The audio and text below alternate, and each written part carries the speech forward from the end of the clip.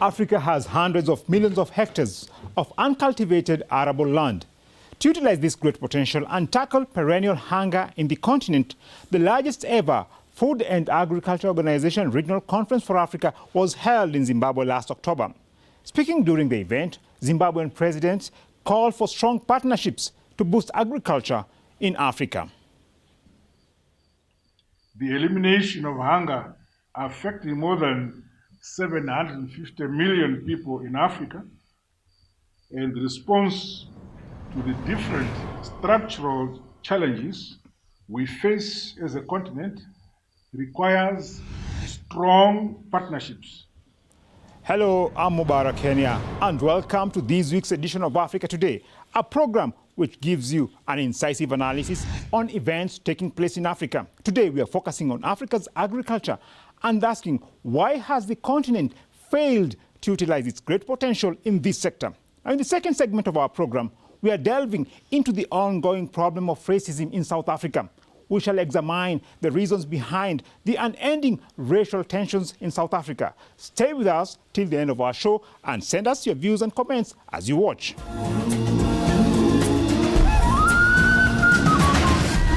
What ails Africa's agriculture? According to estimates, Africa has around 600 million hectares of uncultivated arable land, almost 60% of the global total. And on the land that is being used, outdated technologies and techniques mean productivity is low. What really ails Africa's agriculture? In trying to answer this question, the largest ever the Food and Agriculture Organization Regional Conference for Africa was held in October last year in Zimbabwe. Ministers who attended committed to raise ambitions and accelerate actions towards achieving food security. Some remarks during the opening of the conference mentioned irrigation is a key in Africa's quest for food security. We must therefore redouble our efforts to increase the effectiveness of modern water harvesting technologies and irrigation, especially in view of the need to improve agricultural yields to cater for the ever-increasing population of our continent. Akinwumi Adesina, the president of the African Development Bank Group, believes that for the full potential of agriculture to be realized in Africa, young people must change their approach and look at agriculture as a lucrative business. And the millionaires of Africa, they are not going to come from oil and gas. They're going to come from agriculture as a business.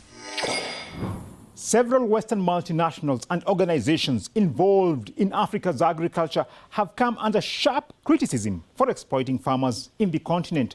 One such example is the Bill and Melinda Gates Foundation, which entered Africa's agricultural sector through the Alliance for a Green Revolution in Africa. This foundation is blamed for having increased corporate agriculture's profits, while local farmers continue languishing in poverty and hunger is rising.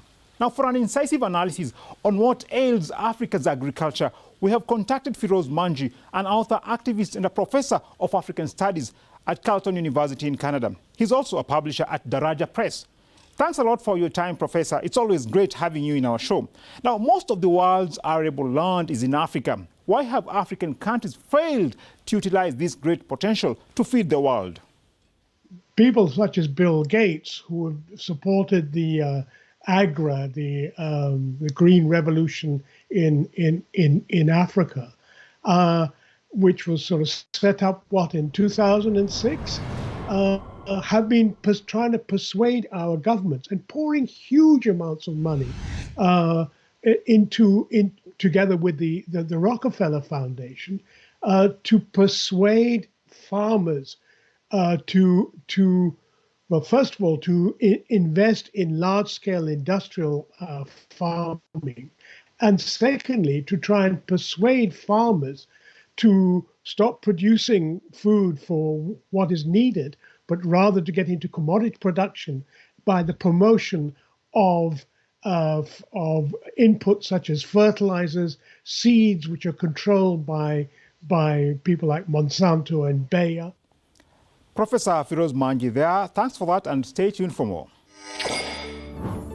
Major agricultural projects in Africa are blamed for destroying the production of essential food crops in favor of cash crops and introduction of expensive chemical fertilizers and GMO seeds that are bankrupting small farmers. Many farmers are not happy at all with the invasion of their lands by multinationals, as this farmer in Malawi explains. Anthu mafumu amene amakhala ku ofesi yakanyenda anawumiriza dziko lino kuno kwa grupa mgwini ndi akabwangalo kuti mufune msafune ife basi tilima mzimbe. Ndife tinadabwa kuti sikutiphera ufulu wathu kodi ife tikalima kuti popeza tili anthu ambirimbiri ulimi wa mzimbi umangotenga munthu imodzi mahekita angapo pamene muno mdera lathu tili anthu ambiri. Back to you, Professor Manji. Now, can you elaborate on how the Bill and Melinda Gates Foundation destroyed small-scale farmers who have fed the continent for centuries? What has happened is been a huge investment into failed projects, and the purpose of all this money is essentially to imprison farmers into the agro-industrial complex, and that means that people are trying to produce foods or produce commodities rather, which are for export and which are supposed to have increased their income. But the reality, it hasn't increased their income. In fact, many poor people are poor and impoverished, and are dependent now on the inputs which AGRA and the Bill and Gates Foundation have done that. Now, Professor Manji, can you give us an example of where the policies of the Alliance for a Green Revolution in Africa, being funded by the Bill and Melinda Gates Foundation, have impacted negatively on agriculture in Africa? One looks at in Kenya, for example, where I'm from, small-scale farmers are not even allowed to decide for themselves which corn seeds they plant and what fertilizers they use and what pesticides they use on their fields. And it's the agrochemical companies like Monsanto, like Bayer, that make all these decisions for farmers. And Agra's focus is on a few food crops such as corn or soya, causing traditional nutrient-rich foods to be neglected and even displaced. And the statistics for the 13 Agra-focus countries show that production of cereals has fallen by about 21% since the initiative was launched. A yield decline of 7% was recorded for root and tuber crops. Thanks for that, Professor Manji, for your insight. Another problem faced by farmers in Africa is that of subsidies. Western countries are also still subsidizing their farmers at the expense of developing nations, undermining market access for some of the world's poorest producers. For instance, the World Trade Organization failed to improve the plight of poor cotton farmers in African countries by getting the U.S. to cut its subsidies to cotton. Now, earlier in our show, we had Akinwumi Adesina, the president of the African Development Bank Group, saying that the youth in Africa should get involved in agriculture. Well, already many young people in the continent have realized the business potential in agriculture, as this young man in Rwanda explains. Let's take a listen. My name is Giscard Tuishim. I started doing farming in 2012 by doing tomatoes, onions, tree tomatoes, French beans, butternut squash for the local market. Africa's population stands at approximately 1.2 billion people, and over 60% are below the age of 25. Now, this makes Africa the world's youngest continent. There is potential for agriculture to create employment. Now, what needs to be done to attract young people to agriculture? Well, you young people in Africa, let us know what you think, and we'll discuss it right here at Africa Today.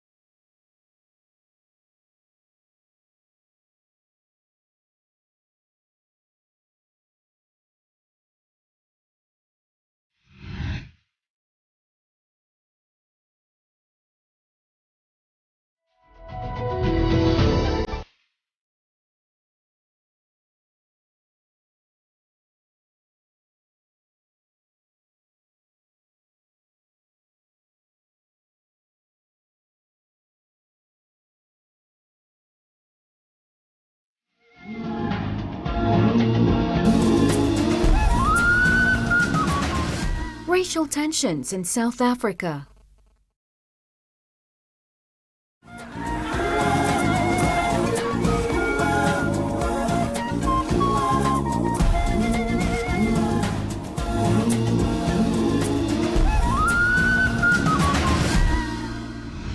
Despite the end of apartheid in 1994, South Africa continues to witness racial tensions.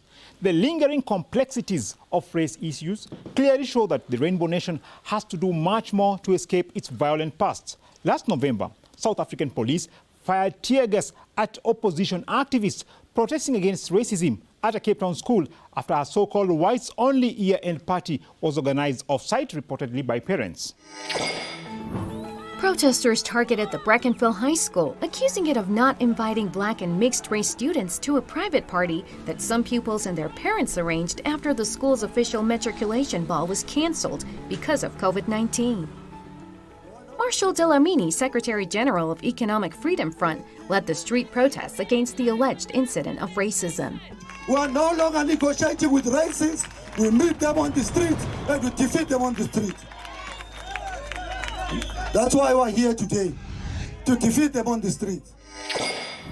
At another incident in October, emotions ran high as two black suspects appeared in a South African court over the murder of a white farmer, which has once again sparked racial tensions, 26 years after the end of apartheid.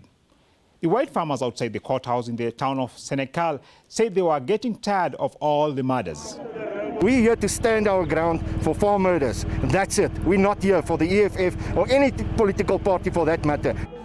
Economic Freedom Fighters leader Julius Malema told a rally of supporters that many more black South Africans were victims of violent crime. He also insisted that white farmers are not being targeted in South Africa. There are no white farmers being killed in South Africa. In both incidents, President Cyril Ramaphosa issued statements expressing concern. Commenting on the school incident, he said the development brought back hurtful memories of a past we should never seek to return to. While commenting on tensions at a court hearing, Ramaphosa urged South Africans to resist attempts to mobilize communities along racial lines.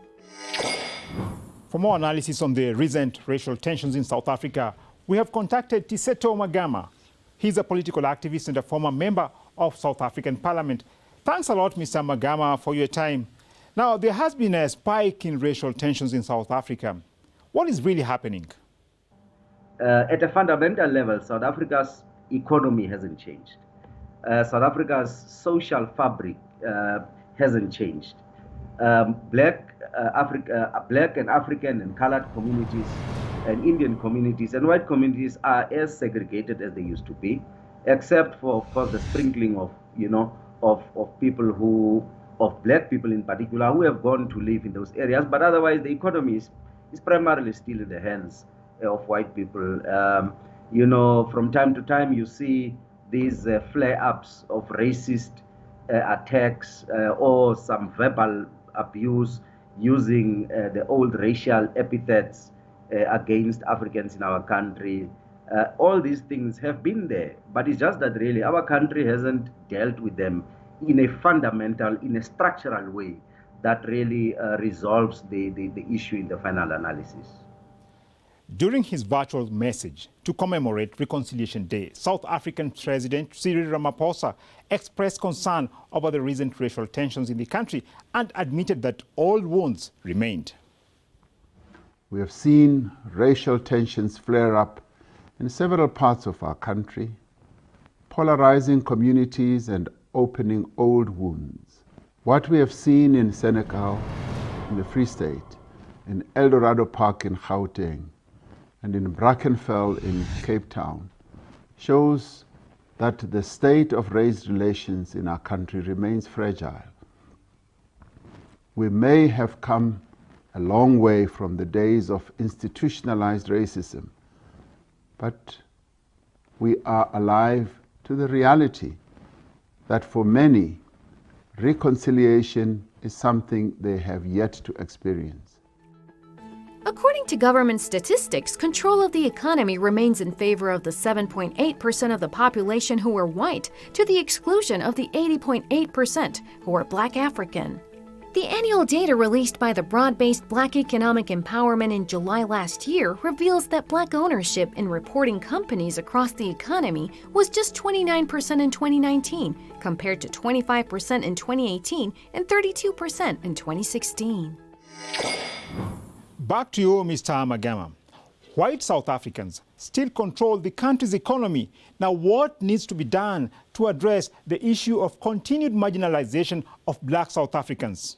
Our country needs to get serious, though, from my own perspective, about dealing a final blow to the questions of economic, inequality. That, of course, leads to all types of social ills in our society.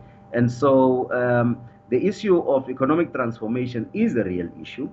It is a matter that has to be dealt with and dealt with decisively. But we are also, I think, very clear-eyed about the fact that, power doesn't concede easily. And so those in whose hands economic power resides are certainly not conceding easily. And you can see that in the proliferation of right-wing organizations, especially in the forms of NGOs. Mr. Magama, you talked there about economic transformation. You already have the Black economic empowerment policies spearheaded by the South African government. Have these policies achieved the desired results? The problem is to the extent that they did work, they've only worked for too few. And so the challenge is really to make them broad-based, so that a larger number of people are absorbed into or get opportunities in the mainstream of economic activity. That kind of economic empowerment essentially relegates the overwhelming majority who are Black and poor to the sidelines of mainstream economic activity. Luvuyo Madasa, Executive Director at Reimagine SA, says that the Black Economic Empowerment Law has been put in place by the government because the private sector is not willing to voluntarily implement the program. In the main, the policy exists because the economy as we know it refuses to share. It refuses to grow enough to incorporate people that need to be in the economy, be it the skills base, different demographics at different decision-making spaces within organizations. But in the main, the policy exists and has been put together by government because the captains of industry aren't being as inclusive as they should be in terms of who participates in the economy as we currently know it. Now, it fails to be as transformative and far-reaching as it possibly can be because of those very reasons. It is a short-term response by very many of the industry leaders for a longer-term development initiative and prerogative by the government. European Union businesses and investors have raised concerns over South Africa's Black economic empowerment laws. A study funded by the European Union found that investors view broad-based Black economic empowerment as a key challenge in their South Africa operations. These European investors are clearly not interested in empowering Black South Africans. Is South Africa under pressure from European countries which do not appear eager to see a successful implementation of the Black Economic Empowerment Program? Europe has always leaned towards, maintaining the status quo while paying lip service on the other hand, for Black economic empowerment, because they understand it's politically untenable for them not to, at least in the public discourse, appear to be supportive of Black economic empowerment. There are also then, of course, decisions. I spoke to you about unequal pay amongst Black and white. Whites earning, more than 3 times what Blacks are earning.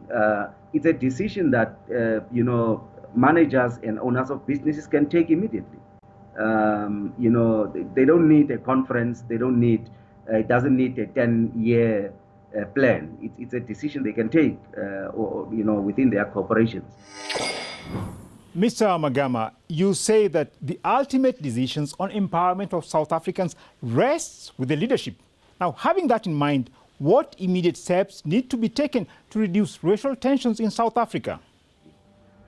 One is, white businesses in our country could begin to really, act in an equitable and non-discriminatory manner. Now, that is a decision that business can take on any day, even today on the 31st of January. It's something that I'm sure will immediately reduce the tensions.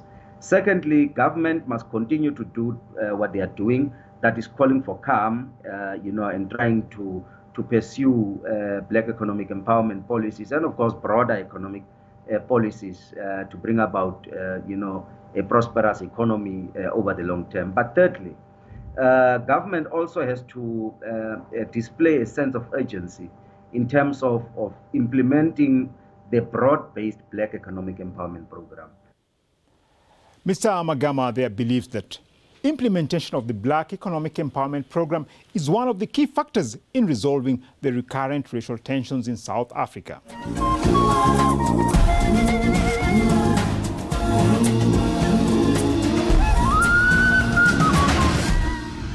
Well, that wraps it up for this edition of Africa Today. We hope you enjoyed our show today, and do let us know what you would like to see covered here at Africa Today. On behalf of the entire Africa Today team, it's goodbye from me, and take care.